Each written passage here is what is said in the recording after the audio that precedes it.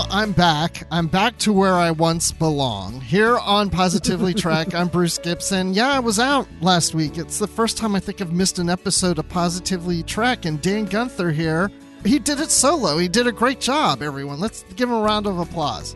Oh, thank you. It was tough. I have to admit, not having you here, not having someone to bounce stuff off of.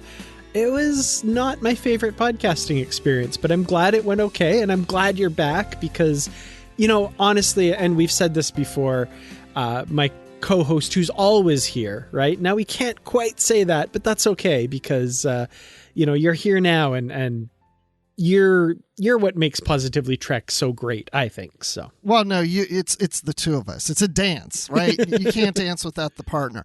But I am always here because I'm here in spirit, even when I'm not here. Absolutely, yes, too true. But I have to say that was the easiest podcast I've ever done. So, I wasn't out because I was sick. It was just I had a week. That's all I'm going to say. I had a week. I had to work the holidays in a really tough job with tough negotiations, getting down to the wire, and was up late at night, early in the morning, nonstop, while everybody else is calling me, going like, "Hey, how's your holiday?" And I'm like, "What holiday?" Aww. Well, my heart goes out to you. That doesn't sound fun, but I'm glad you're back for sure. Yeah. Well, the good news is Christmas Day, Christmas Eve, Christmas, New Year's Eve, New Year's Day and stuff. It was like, I was fine, by the time we got to the eves and the evenings, I was fine. And I was left alone for the actual holidays. But then the day after Christmas on Sunday, I was back to work. So anyway, we're not here about all that. So I'm just saying I'm back. I'm fine. There was nothing wrong with me. It's just I was going insane. That was what was wrong with me. So we're going to talk about Kobayashi, which is the 6th episode of season 1 of Star Trek Prodigy here. And we really don't have much news. And the one news item we do have has to do with COVID. And this is always a fun subject. But the production of Picard paused because more than 50 members of the crew tested positive for COVID-19. But the good news is they are back in production again. So there was a pause for maybe about 5 days when this occurred. I don't know any details about everybody's health or anything associated with the show now, but hopefully everyone there is vaccinated. It was just a brief pause, but production's back on track, so I don't expect things to be delayed in getting season 3 launched whenever it's supposed to launch. So, but this is a scary time. I'm knowing a lot more people personally than I ever have who have COVID right now. Yeah, it's a cautionary tale for all of us because I feel like the desire or the instinct is to kind of think we're past all of this and it's, in the past, but there's new variants. The Omicron variant is rearing its ugly head, and the symptoms of Omicron may not be as strong as some of the other variants we've had, but it still is not good. And we don't usually get to talk too much about this on the podcast. We kind of steer clear of it, but it's probably just a good time to say, everybody out there, wear your mask where it's appropriate. And if you can, get vaccinated if you haven't already. I'm going out on a limb and establishing that as my advice to you, not as a healthcare worker. I have no expertise in that area, but, talk to your doctor if you have any questions, because they will very likely steer you in the right direction with regards to that. Well, and then I also saw that Whoopi Goldberg was diagnosed positive with COVID-19, and she didn't even feel anything. Like, she was around somebody who had it, and then they brought somebody in to test her, and they said, "You're positive." And she's like, "What? What?" Like, she never felt anything. And I've talked to a few other people that have tested positive that haven't felt anything. Like they felt fine, but maybe their spouse has a bad cough or feels like they have a cold. And typically these people I'm talking about are vaccinated. I haven't known anybody really to go seriously in the hospital except one friend of mine who passed away of COVID a couple months ago. But yeah, anyway, this is where I don't want to get too much into this because, we want to talk about Star Trek. We want to talk about the fun stuff, right? But, it affects the production. So we may see other pauses in production for other shows, but I did hear that Strange New Worlds is already preparing to go into production for season 2, which sounds really weird right now because we haven't even seen season 1. You know? Oh, it's exciting. Yeah, I'm really looking forward to all the Star Trek we have. And yeah, with regards to the vaccines, like you were saying, the vaccines, they will very much reduce the likelihood of serious complications with COVID. So you may still get COVID, but it could be the difference between, you know, being in the hospital on a ventilator or having very mild symptoms or even no symptoms. A friend of the podcast, Kevin Dillmore, Star Trek author, it's been about 6 months since he was diagnosed with COVID-19, and he had a rough bout of it for about a month and is apparently still feeling some effects. And he was fully vaccinated. And a great write-up he did on his Facebook about why people should get vaccinated and how he's convinced that if he hadn't been vaccinated, it might have been much worse. And we might not be able to talk to him these days because he might not be around, right? So it's serious. And even if you're vaccinated, you can get sick, but you will likely not be nearly as sick as you would be without the vaccination. And the science is pretty clear on that, so... Yeah. Like I said, most people I know that have COVID right now are vaccinated, and they're just, you know, like, oh, it's like a bad cold, or, oh, I just have this odd cough, or I'm not feeling much of anything. So that's good news for them that it doesn't seem to be anything serious. But yeah, you know, production, like I said, could pause for other shows, but you were just calculating earlier. You were telling me before the show that you think we might have new Star Trek practically every week this year. Yeah, I haven't sat down and done the math completely, but I'm thinking there's like 5 series and each of them have at least 10 episodes. So that's 50 weeks of Star Trek out of a 52-week year. You know, just really rough and dirty calculations. Of course, Discovery will probably have about 7 episodes this year. Prodigy will have more than that, because part 2 of season 1 will be coming later, and that's another extra 10 episodes above the 5 more we're getting. So they're up to 15. Like, I think we're going to have year-round Star Trek this year once you figure in Picard, season 3 of Lower Decks, and Strange New Worlds on top of that. That is first time ever. You know? How strange is that? Actually, now that I think back to the 90s when we had that overlap of TNG and DS9, and then, of course, DS9 and Voyager, it would have been kind of cool if they would have shifted it. So once you finished a season of one series like TNG or Voyager, then you go immediately into a new season of DS9. And when that's over, you're back to a season of the other series. That would have been pretty cool. That would have been neat. I could see like network executives of the 90s just like pulling their hair out, imagining running new episodes over the summer of a syndicated show and stuff. But yeah, man, what a different television world that was than what we have now. Yeah, they would have thought, oh, if we put the show on new episodes in the summer, that it's going to tank. It's a graveyard. You know, nobody's watching TV in the summer. Well, that's not necessarily true. You know? Yeah, it's a different ball game now, slightly, depending, if it's online or, network TV still kind of operates that way on broadcast. But anyway, we won't get into that because that's going back to my job and I'm having flashbacks to last week. So let's talk about Kobayashi, the 6th episode of season 1. But before we do that, let's go to this brief message. Thank you so much to our Patreon supporters for helping us to bring you this episode of Positively Trek. We truly could not do it without your support. To join the ranks of our Patreon supporters, such as Carl Morris, Joyce Marin, Jim Stoffel, Dave Garcia, Rick Young, Paul D. Kinnear, and John Blaber, please go to patreon.com/positivelytrek. You can join at any level to receive perks such as early access to episodes and exclusive bonus content. And at higher levels, there are shoutouts and associate producer credits, and much more. Thank you once again for your support of Positively Trek. And now, let's get back to the show. Computer, just give me some of the best you got. Acknowledged. Populating crew. Communications Officer Uhura. All deck standing by, sir. Chief Medical Officer Beverly Crusher. Looks like you could use some help, Captain. Chief of Security Odo. And Science Officer Spock. Request permission to come aboard. I like this guy. All right, so let's get into it. So, Dan, I watched this episode the evening that it came out. And by the way, I just want to mention my wife has not watched any Prodigy.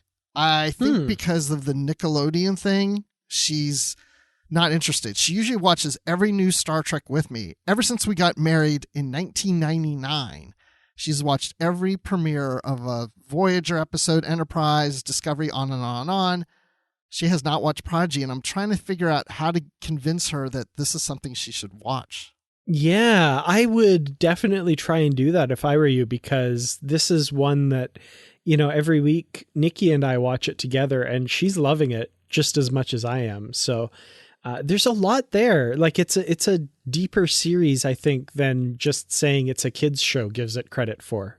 It's been quite good. Yeah, and I've talked about it. I mean, I even talked about this episode with her, and I'm hoping that sparks some interest. So maybe I'll try to convince her this weekend or something to watch the first few episodes with me and see if she gets hooked. But this episode is packed full of a lot of things of Star Trek, from past series and little Easter eggs and references here and there. And it was Star Trek galore. And I'm just curious, what did you think of all that? That was a lot of fun. This was one that when I started seeing stuff pop up online on Thursday, I'm like, I need to shut this down fast and not see any spoilers and go watch this episode, because there were hints that there was something, like people were kind of flipping out. And I'm like, what could be in this episode? What's going on here? And then, when I got a chance to watch it on Thursday, great stuff. Wow. I was really impressed with what they did and how they did it. Okay, good. Well, I want to talk about that because I was impressed and not always impressed. So we'll touch on that. So weeks ago, when they took a pause after episode 5 and then launched Discovery, we knew we had to wait a little while until we got back into things. So now we come into episode 6, and this is where they get away from Gwen's dad, the diviner. And where are we? Where are we out in space? And come to find out, they have traveled 4,000 light years away, which is impossible to do. It's impossible. There's no ship that's that fast that can do that. And so we didn't really establish exactly where they are, which I thought was kind of interesting. I've seen some things online where people are questioning, are they still in the Delta Quadrant? Are they in the Gamma Quadrant, Alpha Quadrant? I haven't seen anybody ask about the Beta Quadrant, but I'm more about the Delta and Gamma Quadrants. But I don't think we have anything that specifies where they are. So do you have any speculations? Well, there's just that one screen graphic that shows them apparently in the Gamma Quadrant now, which is interesting. And Janeway says, we started here in the Delta Quadrant, and then it goes over and 4,000 light years. And it looks like if you look where the graphic is under the heading Gamma Quadrant, it looks like that might be where they are, if not in the Gamma Quadrant, closer to it, I guess, than they were. So I don't know. I'd love to know exactly where they are too, but they're being a little cagey on that. Yeah, they are. So I don't know why, but maybe there's a reason. We'll find out later. But I did like how this started off with Dal playing the game, the little cones and discs game. the addictive game that, not to be indelicate, but given some of the acting of the folks in TNG that were playing it, seems to give you some interesting pleasure responses when you play it. Don't know if that's appropriate for this kid to be playing, but okay. He's a little too young for this, I guess, right? Maybe, yeah. He seemed to handle it okay, though. Yeah, I was wondering about if maybe this was a version where the addictive properties had been taken away, because he, doesn't play it later in the episode. So I'm thinking he somehow escaped getting addicted to it at least. So that's good. We even Hollow Janeway said, maybe you should go back to playing your game of discs and cones. And I'm thinking, no, maybe he shouldn't be doing that, Janeway. Yeah, that's not good. You need Data to come on the bridge with a strobe light to cure you of that. So that's right. So, okay. He has this idea of wanting to go to, the crew is saying, let's go to the Federation. Let's go there. And Dal's like, no, wait, why? they're going to accuse us of stealing the ship. I mean, the protodrive isn't working yet, but once it does, I mean, this could be dangerous territory for us to go into. And I can't blame them, because who knows what you're going to face. They're not that familiar with the Federation. They've never dealt with the Federation. They were never really members of the Federation. These individuals, they don't know what they're going to get themselves into. Yeah, I mean, obviously, of course, we know the Federation, and we know they would probably help these kids out and be grateful to get their ship back and stuff. But yeah, to them, it's still a big unknown. To Dal, he's pretty trepidatious about going back to the Federation. But it's, as Zero says, besides Dal, it's unanimous. They all want to go to the Federation, and he, as their self-appointed captain, as gets pointed out, has decided no for all of them. So let's talk about the self-appointed captain. He's going to take some tests here to see if he really qualifies to be one of the best captains in Starfleet.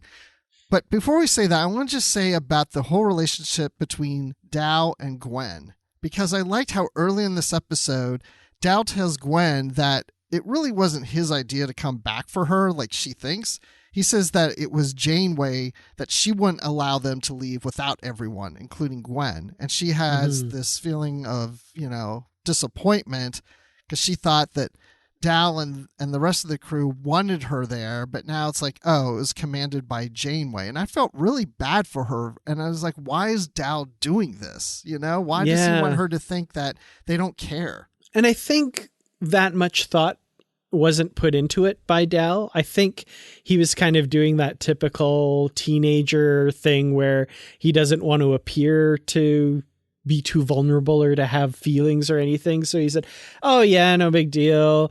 The Janeway just wouldn't let us leave without picking you up. And he's probably not even thinking that that's going to upset Gwen or anything like that. He's just trying to save his own face kind of thing. Because he kind of turns around and walks away without really seeing how that affects her, right? So Gwen takes that to mean that they didn't necessarily want her aboard. It's just that the ship wouldn't leave without her. So, I honestly think it wasn't done with that much intention on Dal's part. It was just kind of him being a bit, not wanting to show his vulnerable side or something. Yeah. But then I like towards the end of the episode, jumping ahead now, and I can't remember who said it, but someone told Gwen that it was Dal's idea that they go back for her. Yeah, it was Janko Pog. He said, oh, good thing Dal made us go back for you, huh? And she's like, oh, okay, yeah. And Dal, oblivious as ever, he's just looking up at the information and not even realizing the implications that all has. So yes. Well, let's talk about him on the holodeck, because this is the first time they've been on the holodeck. We had Murph on there on Andoria 4 with all the snow going on. And then they saw all the different programs, different locations, that they could go to. And he picks the Kobayashi Maru test. And Janeway, as we said earlier, she's like, oh no, you're not ready for that. That's when she's like, you should play your game of cones and discs. But no, he's gonna prove himself. He's gonna say, I'm better than any captain what is he, Federation toady or Federation stooge or something. I'm better than any of them. I'll beat this test. Yes. And so then the program comes up and he's on the bridge of a Galaxy-class starship, which then I'm thinking, well, we don't know if this is the Enterprise or not. But then there's a shot later that we see of the exterior, and you can see really tiny there on the ship. It does say 1701D. Yep, and they do refer to it as the Enterprise a few times as well. Do they? Yeah. Oh, yeah. When it's towards the end as well, but when Dal and Spock are on the whoa, we'll talk about that. But when they're on the Klingon ship, he says Dal to Enterprise and all this stuff. Oh, that's right. And then Spock says, "You remind me of another captain of the Enterprise." And I think they made it the Enterprise just so that they could use that line. See, maybe sometimes I shouldn't read people's comments online, because I do remember that now that you're mentioning it. But I read just recently where somebody was complaining, oh, I just wish they would have called out that it was the Enterprise. And I was like, I thought it was. And I was like, wait, I do remember seeing the registry number, but yeah, obviously they were wrong. So, yeah. Okay. So who was there on the bridge, Dan? Okay. Well, first of all, they have to pick a crew. And Dal doesn't want to go through it all himself. So he just tells the computer, give me the best. And they get the best because we have Spock, we have Uhura, Dr. Crusher, and Odo, I believe, to start with. I don't think I'm missing anybody. We get another one later, but those are the 4 that we initially get. And what's really cool, and of course everybody who's listening to this already knows this, but they repurposed audio for Leonard Nimoy, Nichelle Nichols, and Rene Auberjonois from previous appearances in other episodes and stuff. But Gates McFadden, they actually had there playing Dr. Crusher. So they recorded new audio for Dr. Crusher. And they did a not bad job. Not bad, I'd say. They did I think the best they could do. And some really cool moments, really great use of some old audio and stuff.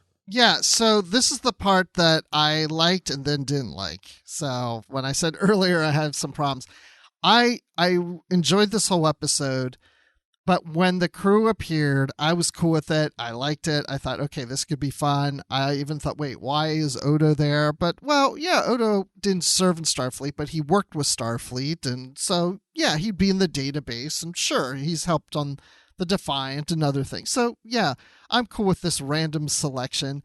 And even though I knew it was original audio from previous episodes of Star Trek and it sounded like that, I was okay with it. But by the time Spock went to the Klingon ship, that's where it really got to me. It was all over the board, different audio qualities, different ages of the actor, sounding young and old and stuff. And at that point, I thought they went too far. It's once we got to that point, I thought, oh, now you've kind of ruined it for me. Ugh, I hate saying that, but that's how I was feeling. I could see that, and I could see how someone would feel that way. I was enjoying it big time. There are a few times during that scene you're talking about, you can tell where they stitch things together and it doesn't quite match. But, for the most part, I'm pretty happy with most of the choices they made. There may be 1 or 2 lines too many in there, but I enjoyed it. I thought it was a great tribute to those actors and to have those characters voiced by the originals. The one I was really impressed with actually was Odo. Same, lot of yes. the lines that they used, and they did a lot of stitching together of his lines with other lines, but you generally couldn't tell. It was pretty good. There's one where he says there's 2 Klingon ships closing from aft or something like that. That line is taken from the final episode of Deep Space Nine, What You Leave Behind. And his line is there's 2 Jem'Hadar ships closing from aft. So I'm like, they took out Jem'Hadar and put in Klingon, and it just sounds so smooth. How did they do that? That's so good. Interesting. I like that. I didn't know that piece because I wondered that when I heard it. I was like, I don't recall Odo calling out Klingon ships like that, but I don't remember everything like that. So, but that's quite interesting. Yeah. I will say there's a wonderful piece done by the website denofgeek.com. And I'll put a link to it in the show notes. And they've gone through and found every piece of audio, where it comes from, which episode it comes from. For the most part, they got pretty much everything there. So I know, it's just looking through that. I'm going to have to read all this later, but it's oh my gosh, how do you figure this stuff out? I mean, you have to be a dedicated Trekkie to know this stuff. It's just crazy. But it's my understanding that Renee was supposed to originally voice Odo for this episode, and that they wrote this when he was still alive. And that, oh, really? Yeah, I was reading this wow. online too. And that, once he passed away, they decided, oh, well, I guess we have to go and they wanted to keep the character in there, and they went and pulled those clips. Yeah, I'm really impressed by how they did that. And, Gates McFadden does a lot of heavy lifting in this episode as Crusher, kind of, because they've got her and they can, record new audio, but not as much as you would think. they do rely on those other characters a lot. And for the most part, it works really well. Yeah. It was one of those times where I thought, okay, it's really cool to see Dr. Crusher here.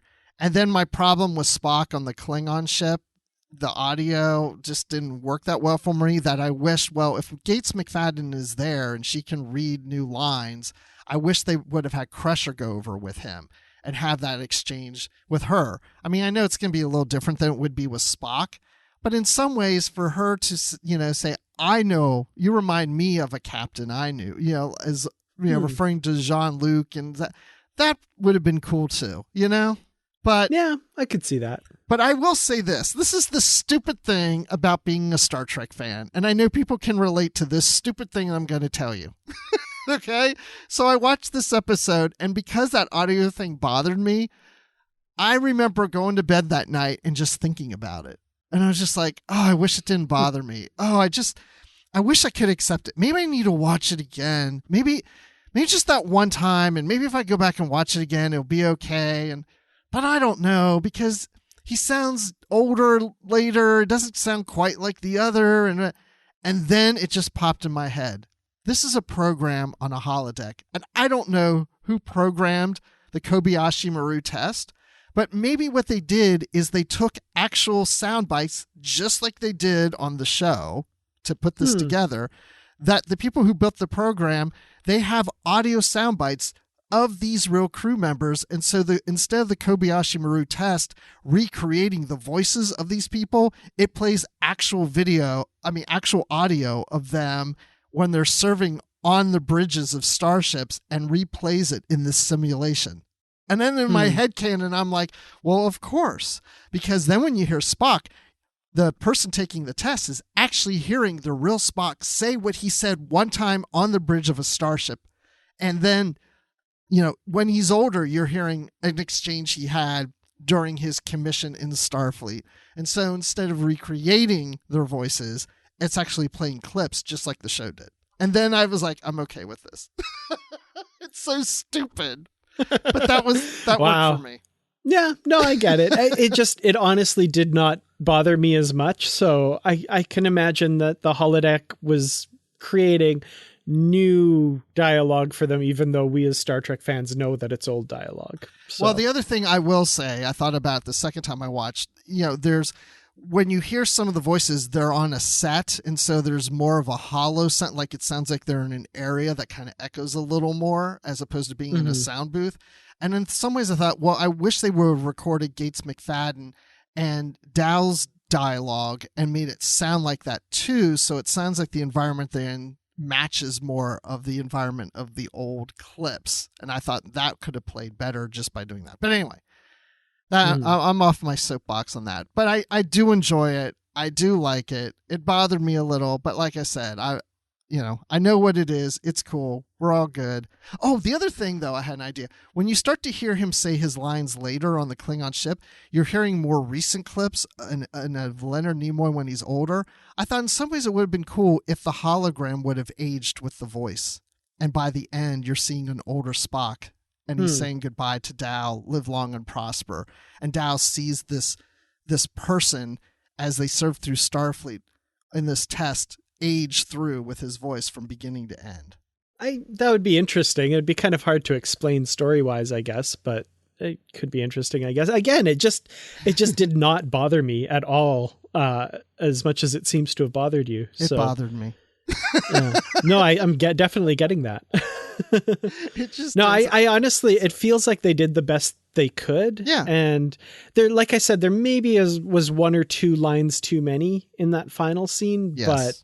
But for me, it felt like a fitting tribute, and I really liked it personally. Yeah. And again, I feel like just that last scene, I think they took it just a little too far on that. Like you said, maybe a little too lines. But anyway, it's all good. It's all whatever. That was my only complaint. That's my only complaint about the episode. The only one I have. But it's so cool to see Dow taking this test over and over and over again, because when somebody takes the test, they don't have that opportunity. And I've seen some people say online, like, well, wait, he basically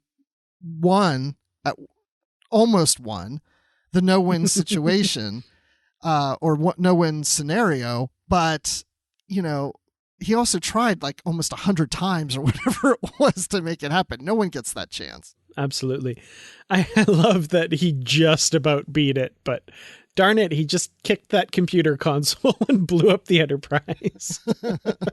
It is still a kid's show on some level, right? Like, yeah. I'm forgiving of that because it's still a kid's show. The fact that he lost the last one by some silly reason like that, I forgive it. It's done for the laugh at the end. I like it. It is. But how beautiful was it seeing the bridge of the Enterprise? That was well done. That would have been a fun one to work on as an animator for sure. I saw somebody post online photos of the L cars from the original series of TNG and DS9 or whatever, and that they used actual images. They matched those. They didn't just create new L cars. They matched the ones that were actually on the show. Like if you see Scotty, that absolutely. one is like an exact match. I thought that was pretty cool. Yeah, definitely. No, they were very faithful to the original for sure. They should have got Mike Okuda in there to help, but he's like, yeah, you got this, guys. You got enough footage to look at. So anyway, that whole thing was really cool. So one of the things, though, I want to also talk about is Gwen, because Gwen is in sickbay and she's really sad. She's kind of depressed about what's gone on with her father. And of course, now she thinks, it was Hollow Janeway's idea to bring her along, and wasn't the crews, and it wasn't Dow's, and all this stuff. And I like the interchange she had with Zero, and Zero mentioning about the Medusa hive mind, not being a part of that and feeling alone. I thought that was interesting. And also talking about language is more than the translation, it's the interpretation. Yeah, I'm really excited to have Gwyn really join this crew, which, really the first steps of that are in this episode, I think, where she really starts to take her place among this group. And we've heard from David Mack, who has worked as a consultant on the show, that Gwyn is his favorite character. And I'm starting to see where that's going to start coming from, because I'm really curious to see where she goes and what she learns. All this information, for example, they found within the Protostar that she unlocks. It's, in the language of the Vonnegut, her people. And also, of course, this flashback, which raises a whole bunch more questions too. Yes, let's go there. Yeah, 17 years earlier, and the star date places it in season 3 of Star Trek The Next Generation. So that was quite a while ago where, Gwyn is created, but also 17 years ago, the Diviner is looking for the Protostar. And the Protostar, we know, is a newer ship from after Voyager and all that stuff. So how does that work? Like, is there time travel shenanigans involved here? What's going on there? That really raises a whole bunch of questions now that I'm like, what is going on here? Yes. Well, do you remember when Dow was on the bridge of the Enterprise and he had to pick a crew? Mm-hmm. So there's some symbols on there that are from the future too. Yep, there very much are. So yeah, it sounds like this is a ship that has jumped through time, or is from the future, or whatever it is. There's some timey-wimey stuff going on somewhere with this ship. So now I'm even more curious. It's become more mysterious to me about this prototype ship. So especially since we find out who the captain was at one point as well. Oh, did we find that out? Did we? I think we did. Of course, we all know the answer. It's Captain Chakotay. Mm-hmm. And I thought about that scene. I was like, gosh, it would have been really cool if none of us knew this was coming. I wasn't necessarily expecting in this episode, but we knew Chakotay was going to appear in this series. And, I just think we would have been blown away if we had no clue that he was returning. Yeah. Well, I think, and I could be wrong, I think we can still blame Robert Beltran for that, because there was never any formal announcement of that until Robert Beltran talked about it at a convention that he was going to be on this show. And I remember at the time, I think even like Roxanne Dawson, according to, again, I wasn't there, I didn't see it, but according to people who saw the panel, Roxanne Dawson kind of had this look on her face like, are you supposed to be saying that? So wow. I don't know if that was supposed to get out, but he's probably feels pretty secure in his job, I guess. Yeah, what are they going to do? Take Chakotay off because he said something, Yeah. But still, it was a pleasant surprise. It was a pleasant surprise to see he was captain, right? And then Janeway is standing alongside of him. And I'm assuming she's Admiral Janeway at this point, right? No, that was the holographic Janeway standing next to him. Yeah. Now, how do you know that? Because she's got the same uniform that the holo Janeway does without rank on it and stuff. So I see. I didn't notice that. Chakotay's got a totally different style uniform on, and Janeway. So yet another different style of uniform. So there's lots of new Starfleet uniforms floating around. But yeah, no, that was the holographic Janeway, I think. And it's pretty clear too, because Janeway looks at her and says, "It's becoming clear to me that you weren't my first crew." Right. So, and she seemed to be reporting to Captain Chakotay as well. So if she outranked Chakotay, I don't think she would have been doing that. I wonder why Chakotay would have had hologram Janeway on. Yeah, I don't know. Do you think they were playing the game together? Sorry, no, I'm just kidding. Well, maybe. So then, okay, yeah. So why doesn't hologram Janeway remember, right? Mm-hmm. And of course, we saw earlier that when she goes to describe the mission, the purpose of this prototype ship, she can't mention it. All of a sudden, she's like, well, the purpose of the ship is to enter the Delta Quadrant, and what the rest is classified. So who did that? And she can't remember it. Yeah. So just like that, I guess the previous crew and stuff is classified as well. I don't know. It's getting more interesting as we go along. I want to know. I guess we'll know some more things next week, or maybe they'll just give us more things to question. I'm assuming we'll get some more answers as the series goes on, but yeah, it's nice. It's tantalizing. I'm really curious to see where it's all going for sure. Well, the other thing I wanted to call out real quick, going back to the Kobayashi Maru, is I forgot to mention that I liked the graphics on the screen for the Kobayashi Maru test that you see also in Star Trek II: The Wrath of Khan. That was cool.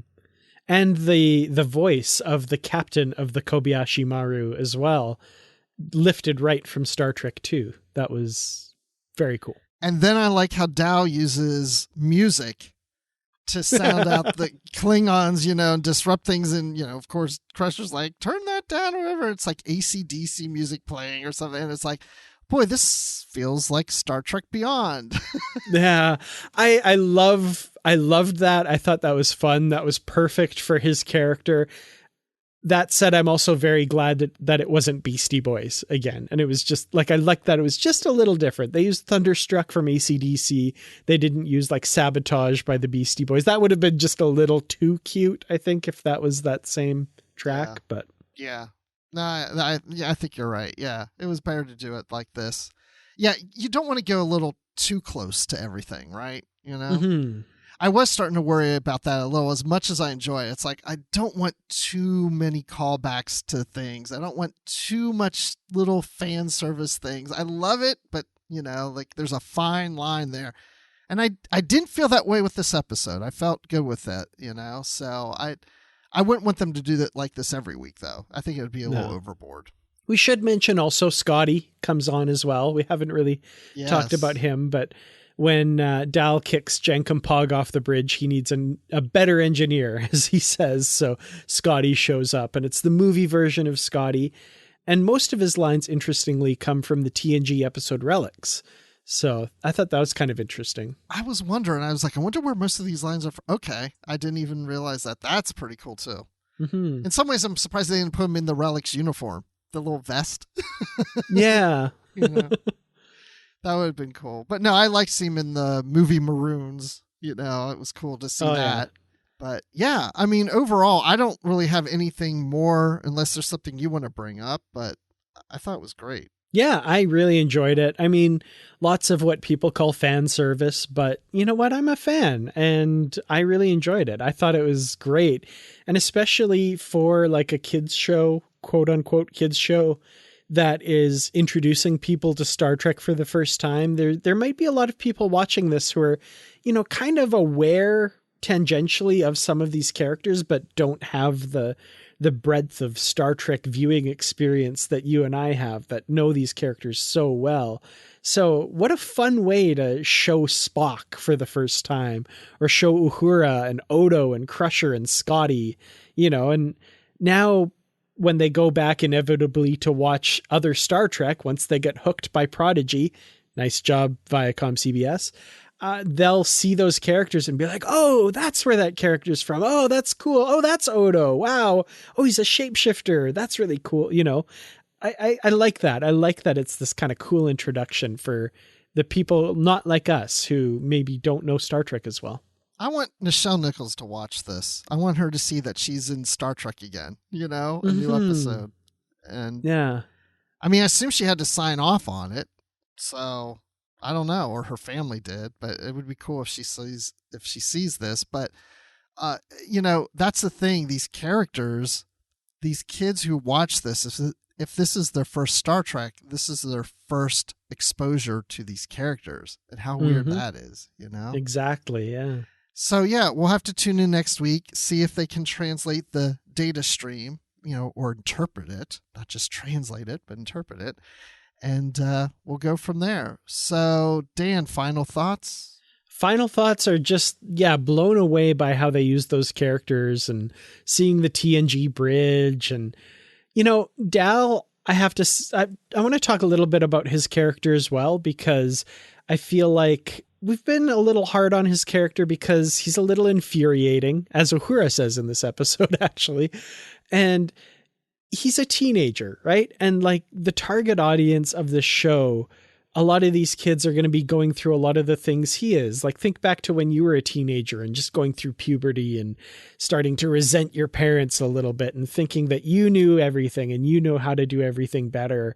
That's such a common thing for young people. I know I went through it, and I know as a teacher, young people I've taught that go through that. And Dal is learning.